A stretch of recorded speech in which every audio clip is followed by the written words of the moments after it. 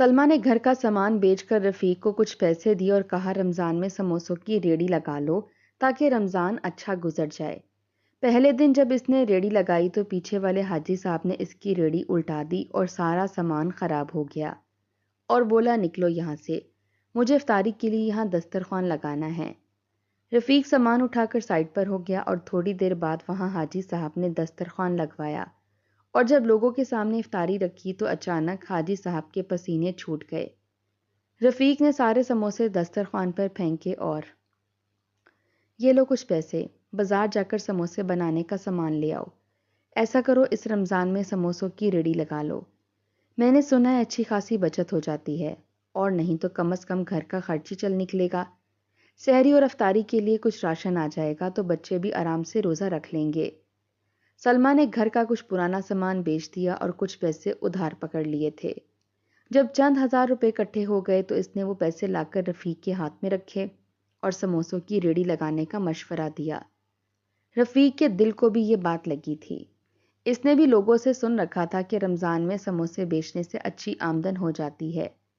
افطاری کے وقت لوگوں کی بھیڑ لگ جاتی ہے، ریڑھی والے کو سانس لینے کی بھی فرصت نہیں ملتی اور سموسے ہاتھوں ہاتھ بک جاتے ہیں۔ سموسے وغیرہ بنانے کا تجربہ رفیق کو کافی اچھا تھا۔ شادی سے پہلے وہ کئی سال ایک ہوٹل میں کام کر چکا تھا جہاں اس نے سموسے اور پکوڑے بنانا سیکھے تھے۔ اسی لیے اس نے سلما سے پیسے لیے اور بازار جا کر سامان لے آیا۔ اس نے آٹا خریدا، آلو خریدے، پیاز اور ہری مرچیں بھی لیں، مسالے اور تیل بھی خرید لیے۔ پھر اس نے کرائے پر ایک ریڑھی بھی لے لی۔ اللہ کا نام لے کر اس نے کام شروع کیا۔ سلما نے اس کی پوری مدد کی۔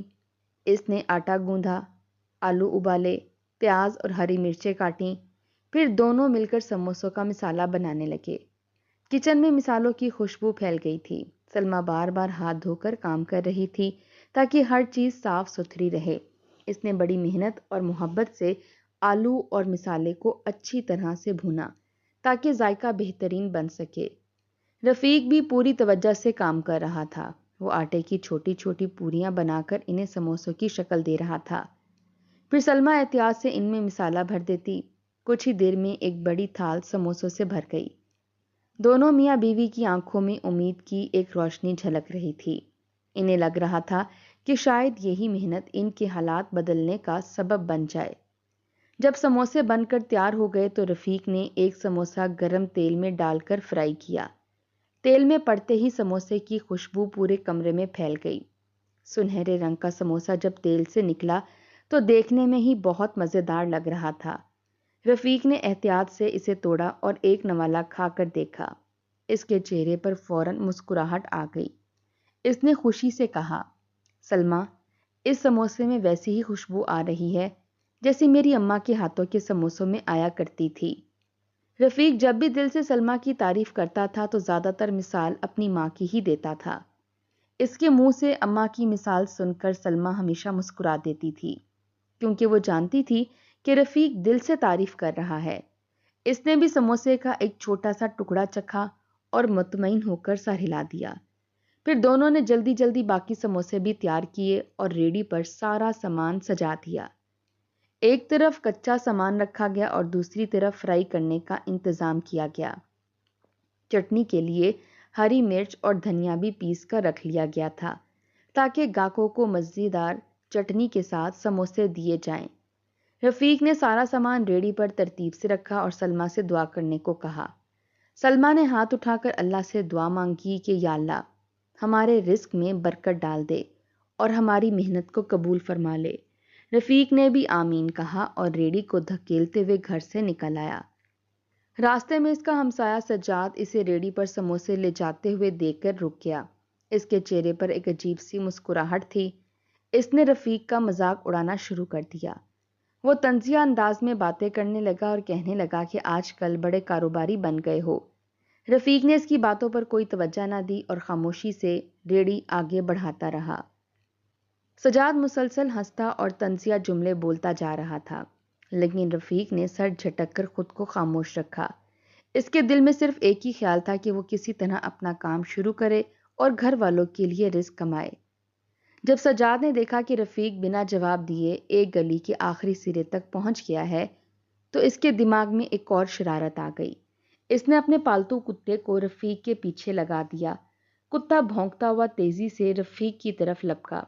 رفیق گھبرا گیا اور اس نے جلدی جلدی ریڑھی کو آگے کی طرف دھکیلنا شروع کر دیا، مگر کتا اس کا پیچھا چھوڑنے کا نام نہیں لے رہا تھا۔ کبھی وہ دائیں طرف آ کر بھونکنے لگتا اور کبھی بائیں طرف، کبھی گرانے لگتا جیسے ابھی رفیق کو کاٹ لے گا۔ رفیق نے گھبرا کر سجاد کی طرف دیکھا اور بلند آواز میں کہا، یہ کیا حرکت ہے؟ اپنے کتے کو سنبھالو، میرا نقصان ہو جائے گا۔ میں اگر روٹی کمانے کے لیے نکلا ہوں تو تم لوگ کیوں میرے پیچھے پڑ جاتے ہو؟ سجاد یہ سن کر زور زور سے ہنسنے لگا۔ اسے رفیق کی پریشانی دیکھ کر اور مزہ آ رہا تھا۔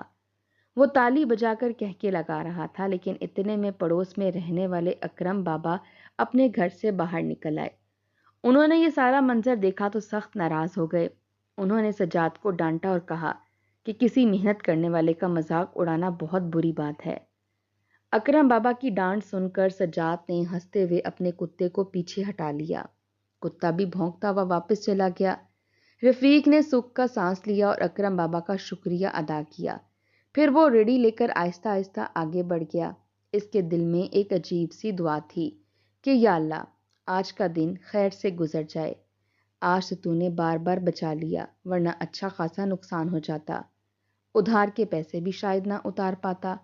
یہ سوچتے ہوئے رفیق ریڑھی کو دھکیلتا ہوا آگے بڑھتا رہا۔ وہ کسی مناسب جگہ کی تلاش میں تھا جہاں کھڑے ہو کر وہ سموسے بیچ سکے۔ کچھ دیر بعد اسے حاجی صاحب کے گھر کی ایک سائڈ پر نیم کے درخت کے نیچے ایک مناسب جگہ نظر آ گئی۔ وہاں ہلکی ہلکی چھاؤں تھی اور ٹھنڈی ہوا بھی چل رہی تھی۔ رفیق کو وہ جگہ بہت اچھی لگی۔ اس نے وہیں ریڑھی روک دی اور سامان ترتیب سے رکھنے لگا۔ اس کے دل میں امید جاگ رہی تھی کہ اگر یہاں لوگ رک کر سموسے کھائیں گے تو اس کی محنت ضرور رنگ لائے گی۔ ٹھنڈی ہوا کے ساتھ جب تازہ سموسوں کی خوشبو ارد گرد پھیلے گی تو لوگوں کی بھوک اور بھی بڑھ جائے گی۔ شاید لوگ رک رک کر اس کے سموسے خریدیں گے اور اس کی ریڑھی جلدی خالی ہو جائے گی۔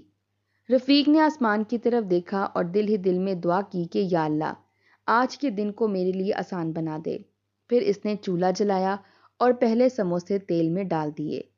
تیل میں پڑتے ہی سموسوں کی خوشبو فضا میں پھیلنے لگی اور رفیق کے دل میں امید کی ایک نئی لہر دوڑ گئی۔ نیم کے درخت کے نیچے ہلکی سی ٹھنڈی ہوا چل رہی تھی۔ رفیق کے دل میں امید جاگ رہی تھی کہ شاید آج اس کی محنت رنگ لے آئے گی۔ وہ احتیاط سے ایک ایک سموسہ تیل میں ڈال رہا تھا اور سنہرے ہونے پر انہیں نکال کر ایک صاف برتن میں رکھتا جا رہا تھا۔ ابھی کچھ ہی دیر گزری تھی کہ گلی سے گزرتے ہوئے دو مزدور وہاں رک گئے۔ انہوں نے خوشبو محسوس کی تو رک کر ریڑھی کی طرف دیکھنے لگے۔ ایک نے مسکرا کر پوچھا، سموسے کتنے کے ہیں؟ رفیق نے ادب سے جواب دیا، ابھی افطاری کے وقت کے لیے بنا رہا ہوں، تازہ تازہ ملیں گے۔ مزدور نے سر ہلایا اور کہا، ٹھیک ہے، ہم افطاری کے وقت آ جائیں گے۔ یہ سن کر رفیق کے دل کو تھوڑا حوصلہ ملا۔ اسے لگا شاید واقعی گاہک آنا شروع ہو جائیں گے۔ وہ مزید دل لگا کر سموسے بنانے لگا۔ اسی دوران اچانک ایک دروازہ زور سے کھلا۔ وہ دروازہ حاجی صاحب کے گھر کا تھا۔ سفید کپڑوں میں ملبوس حاجی صاحب باہر نکلے اور ان کی نظر سیدھی رفیق کی ریڑھی پر پڑی۔ انہوں نے چند لمحے رفیق کو غور سے دیکھا، پھر ان کے چہرے پر ناگواری آ گئی۔ وہ تیز قدموں سے آگے بڑھے اور غصے بھرے لہجے میں بولے، تم نے یہاں ریڑھی کیوں لگا لی ہے؟ رفیق نے احترام سے جواب دیا، حاجی صاحب، میں سائٹ پر کھڑا ہوں، کسی کا راستہ بھی بند نہیں ہو رہا۔ حاجی صاحب کا غصہ مزید بڑھ گیا۔ انہوں نے سخت آواز میں کہا، یہ جگہ خالی کرو، مجھے یہاں افطاری کے لیے دسترخوان لگانا ہے۔ لوگ آئیں گے، یہاں تمہاری ریڑھی کھڑی نہیں رہ سکتی۔ رفیق گھبرا گیا۔ اس نے فوراً کہا، حاجی صاحب، اگر اجازت دیں تو میں تھوڑا سا سائڈ پر کر لیتا ہوں، افطاری تک کھڑا رہنے دیں، پھر خود ہی چلا جاؤں گا۔ لیکن حاجی صاحب شاید سننے کے موڈ میں نہیں تھے۔ انہوں نے آگے بڑھ کر ریڑھی کو زور سے دھکا دے دیا۔ ریڑھی ایک طرف جھٹکے سے ہلی اور اس پر رکھا سامان زمین پر گرنے لگا۔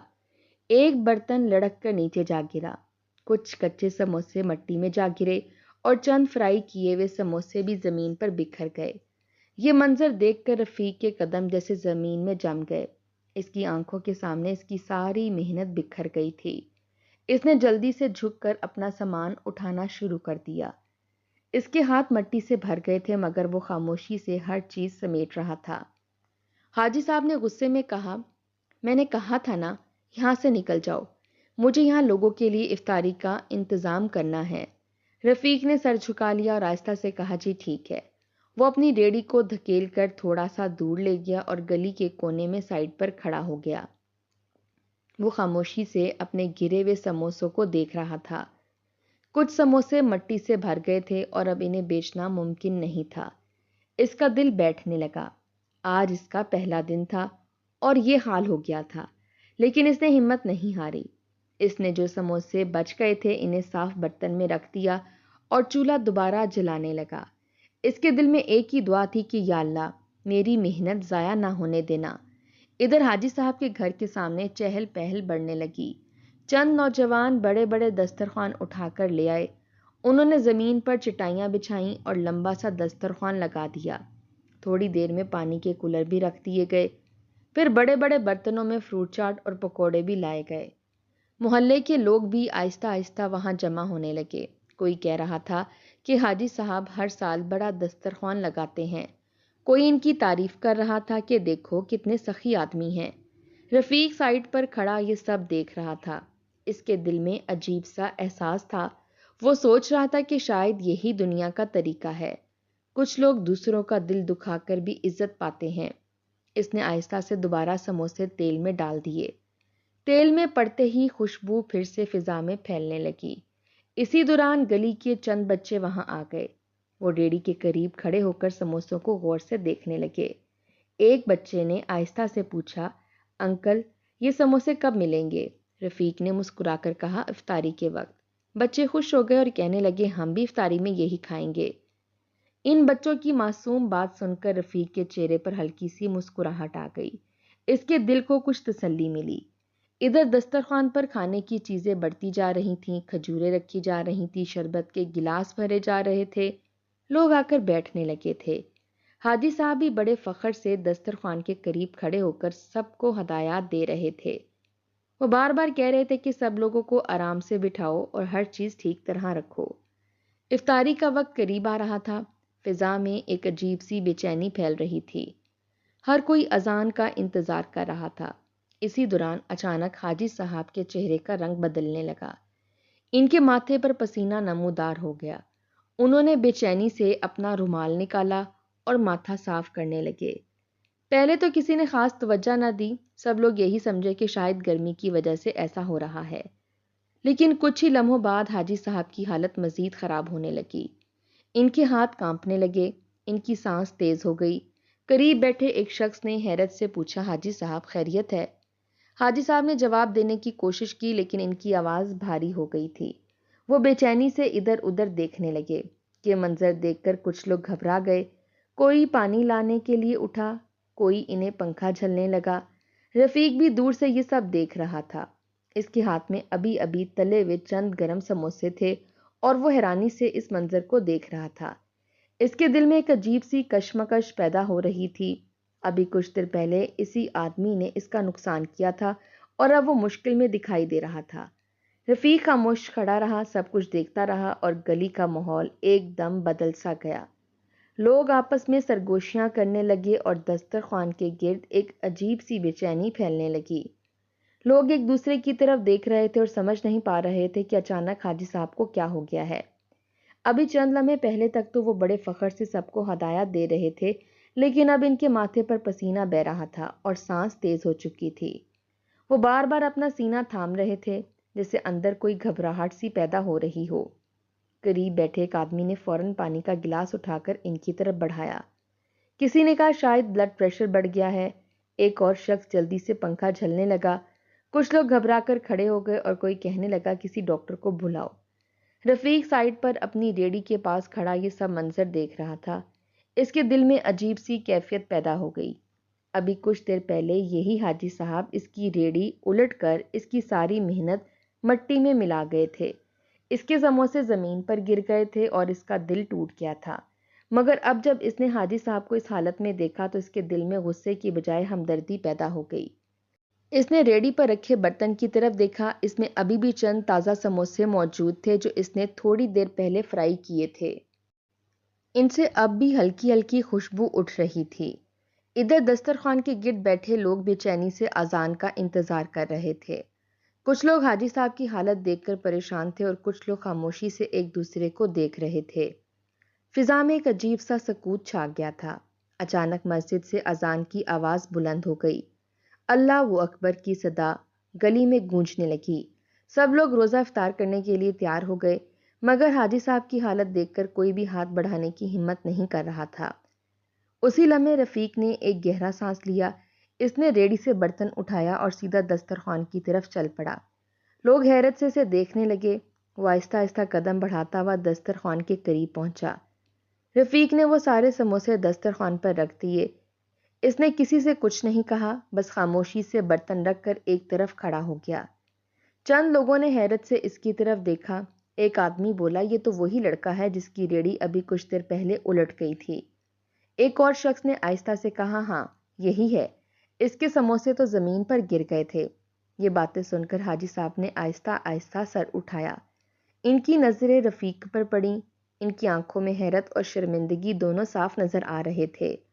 انہوں نے کمزور آواز میں کہا، تم یہ کیا کر رہے ہو؟ رفیق نے آہستہ سے جواب دیا، افطاری کا وقت ہو گیا ہے، لوگوں کو روزہ کھولنا ہے، میرے پاس جو بچا تھا وہ لے آیا ہوں۔ یہ سن کر وہاں بیٹھے کئی لوگ خاموش ہو گئے۔ کچھ لوگوں کے چہروں پر حیرت تھی اور کچھ کے دلوں میں عجیب سا احساس پیدا ہو رہا تھا۔ لوگوں نے کھجوریں اٹھا کر روزہ افطار کیا۔ پھر کسی نے رفیق کے سموسے اٹھائے۔ جب انہوں نے سموسے کھائے تو فوراً ان کے چہرے پر حیرت پھیل گئی۔ ایک شخص بولا، یہ سموسے تو بہت مزیدار ہیں۔ دوسرے نے کہا، واقعی ان کا ذائقہ بہت اچھا ہے۔ کچھ ہی لمحوں میں کئی لوگ رفیق کے سموسے کھانے لگے۔ دسترخوان پر بیٹھے لوگ آپس میں اسی کے سموسوں کی تعریف کر رہے تھے۔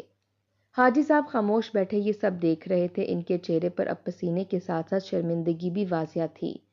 انہیں اچانک اپنے کیے ہوئے عمل کا احساس ہونے لگا تھا۔ انہوں نے یاد کیا کہ ابھی کچھ دیر پہلے انہوں نے غصے میں آ کر اس غریب آدمی کی ریڑھی الٹ دی تھی، اس کی ساری محنت مٹی میں ملا دی تھی، مگر وہی آدمی اب ان کے دسترخوان پر اپنے سموسے رکھ کر لوگوں کو افطار کروا رہا تھا۔ ان کی آنکھیں نم ہو گئیں۔ افطاری کے بعد وہ آہستہ آہستہ اٹھے اور رفیق کو قریب کر کے کھڑا کر دیا۔ ارد گرد کھڑے لوگ خاموشی سے یہ منظر دیکھ رہے تھے۔ حاجی صاحب نے رفیق کی طرف دیکھتے ہوئے دھیمی آواز میں کہا، بیٹا مجھے معاف کر دو، آج میں نے بہت بڑی غلطی کی ہے۔ رفیق نے فوراً کہا، نہیں حاجی صاحب، ایسی کوئی بات نہیں۔ حاجی صاحب نے سر ہلاتے ہوئے کہا، نہیں، غلطی ہوئی ہے۔ میں سمجھتا تھا کہ بڑا دسترخوان لگانے سے اور لوگوں کو بلا کر افطاری کروانے سے ہی اللہ راضی ہو جاتا ہے۔ میں سمجھتا تھا کہ صاف کپڑے پہنے لوگوں کو بٹھا کر کھانا کھلانا ہی نیکی ہے۔ آج مجھے احساس ہوا ہے کہ اللہ کی رضا صرف دکھاوے میں نہیں ہوتی۔ اللہ کی رضا تو اس میں ہے کہ انسان کسی ضرورت مند کا دل نہ دکھائے، کسی محنت کرنے والے کا ہاتھ تھامے، کسی غریب کی مدد کرے۔ گلی میں کھڑے لوگ خاموشی سے ان کی باتیں سن رہے تھے۔ حاجی صاحب نے آگے بڑھ کر کہا، رفیق کے کندھے پر ہاتھ رکھا اور کہا، تم نے آج مجھے سبق سکھایا ہے۔ تم نے میرا نقصان کرنے کے باوجود میرے دسترخوان پر اپنے سموسے رکھ دیے، اس کے لیے بہت بڑا دل چاہیے ہوتا ہے۔ رفیق نے آہستہ سے کہا، میں نے تو صرف یہی سوچا تھا کہ افطاری کا وقت ہے اور لوگوں کو کھانے کی ضرورت ہے۔ حاجی صاحب کی آنکھوں سے آنسو نکل آئے۔ انہوں نے کہا کہ آج سے تم یہاں سے کہیں نہیں جاؤ گے، تم یہیں ریڑھی لگاؤ گے اور یہ جگہ تمہاری ہے۔ پھر انہوں نے محلے والوں کی طرف دیکھ کر کہا کہ آج سے اس دسترخوان کا طریقہ بھی بدلے گا۔ اب یہاں صرف دکھاوے کے لیے دسترخوان نہیں لگے گا، بلکہ اس میں سب سے پہلے ان لوگوں کو بلایا جائے گا جو واقعی ضرورت مند ہیں۔